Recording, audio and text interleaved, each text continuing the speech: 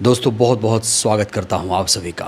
सरकारें वहां झुक जाती हैं जहां अंबेडकरवादी पैर रखकर झुकाने की ठान लेता है। दोस्तों याद है आपको बाबा साहेब अंबेडकर को लेकर गृह मंत्री शाह ने संसद में क्या कहा था? अभी एक फैशन हो गया है, अंबेडकर अंबेडकर अंबेडकर अंबेडकर अंबेडकर अंबेडकर। इतना नाम अगर भगवान का लेते हैं तो 7 जन्मों तक स्वर्ग मिल जाता। तो कहा जा रहा है कि धर्मेंद्र प्रधान के इस्तीफे के बाद अब शाह का अगला नंबर होगा। आखिर ऐसा क्यों कहा जा रहा है और जो नए शिक्षा मंत्री बनाए गए हैं उसको लेकर क्यों विवाद खड़ा हो गया है? दोस्तों आज की वीडियो हमारी बहुत ज़्यादा इम्पॉर्टेंट है। इस वीडियो को आप लोग अंत तक देखिएगा जिससे मुद्दा आपको आसानी से समझ में आ जाए। यहाँ सबसे बड़ा सवाल ये खड़ा हो रहा है कि जो धरना प्रदर्शन आंदोलन दिल्ली के जंतर मंतर पर चला, उन लोगों की आखिर विचारधारा क्या थी? तो अगर जिनको नहीं पता है कि ये जो आंदोलन धरना प्रदर्शन चला वो किस विचारधारा के तहत आगे बढ़ा, तो उन्हें ये तस्वीर सबसे पहले देख लेनी चाहिए। ये तस्वीर जहन में याद रहनी चाहिए। ये CJP के फाउंडर अभिजीत दीपके हैं। जब अभिजीत दीपके पहली बार अमेरिका से भारत आए थे तो दिल्ली एयरपोर्ट पर उन्होंने ये तस्वीर देश को दिखाई थी, दुनिया को दिखाई थी। और जैसे ही उन्होंने ये तस्वीर दिखाई तब लोगों को पता चला कि अभिजीत दीपके अंबेडकरवादी हैं, जय भीम का नारा लगाते हैं। और जैसे ही धर्मेंद्र प्रधान का इस्तीफा हुआ तो दिल्ली के जंतर मंतर पर जानते हैं जश्न शुरू हो गया। अंबेडकर अंबेडकर के नारे, जय भीम के नारे गूंजने शुरू हो गए।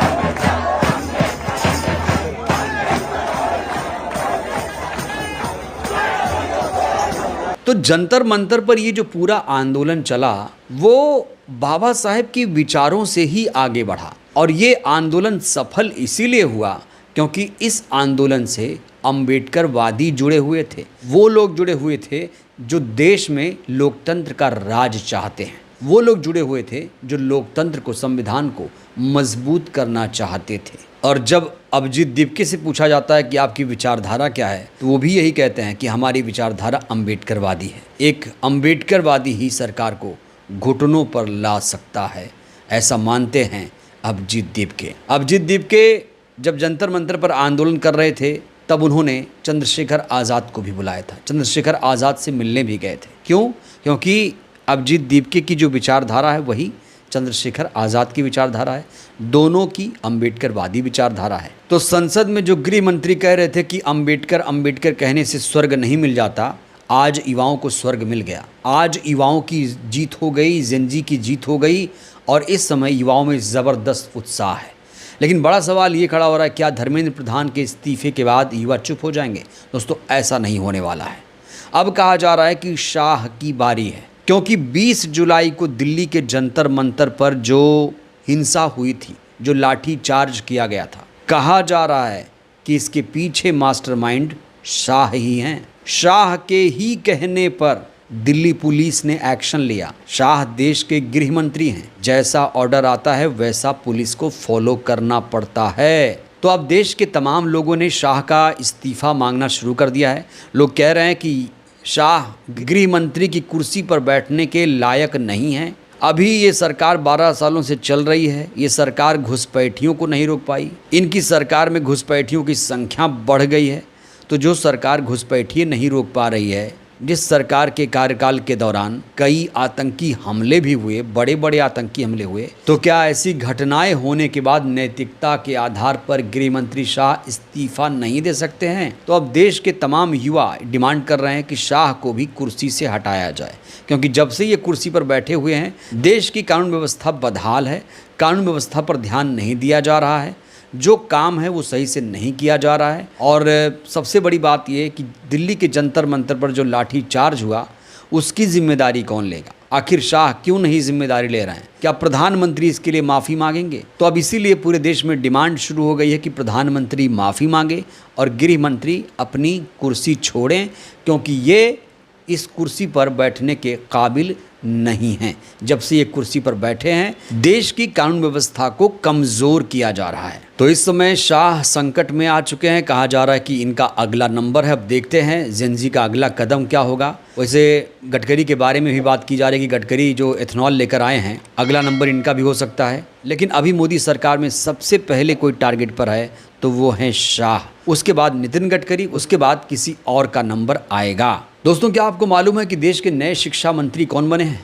देश के नए शिक्षा मंत्री जानते हैं कौन बने हैं? ये व्यक्ति जो संघ से आते हैं, आरएसएस से आते हैं। प्रधानमंत्री भी आरएसएस से, गृह मंत्री भी आरएसएस से, परिवहन मंत्री भी आरएसएस से, लोकसभा स्पीकर भी आरएसएस से, कृषि मंत्री भी आरएसएस से, रक्षा मंत्री भी आरएसएस से, बिजली मंत्री भी आरएसएस से और अब शिक्षा मंत्री भी आरएसएस से। अब बड़ा सवाल ये खड़ा हो रहा है कि पदों पर नियुक्ति मोदी सरकार करती है या फिर मोहन भागवत? पूरी दुनिया, पूरा देश जानता है कि आरएसएस किस तरीके का संगठन है।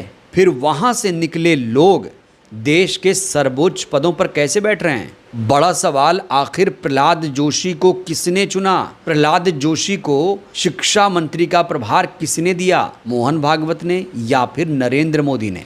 इस सवाल का जवाब भी सरकार को देना ही चाहिए। और आपत्ति सिर्फ प्रहलाद जोशी के आरएसएस होने से नहीं है। लोग आपत्ति इस बात को लेकर भी कर रहे हैं कि धर्मेंद्र प्रधान ओबीसी समाज से थे, तो अगला शिक्षा मंत्री क्या एससी समाज से नहीं हो सकता है? क्या ओबीसी समाज से नहीं हो सकता है?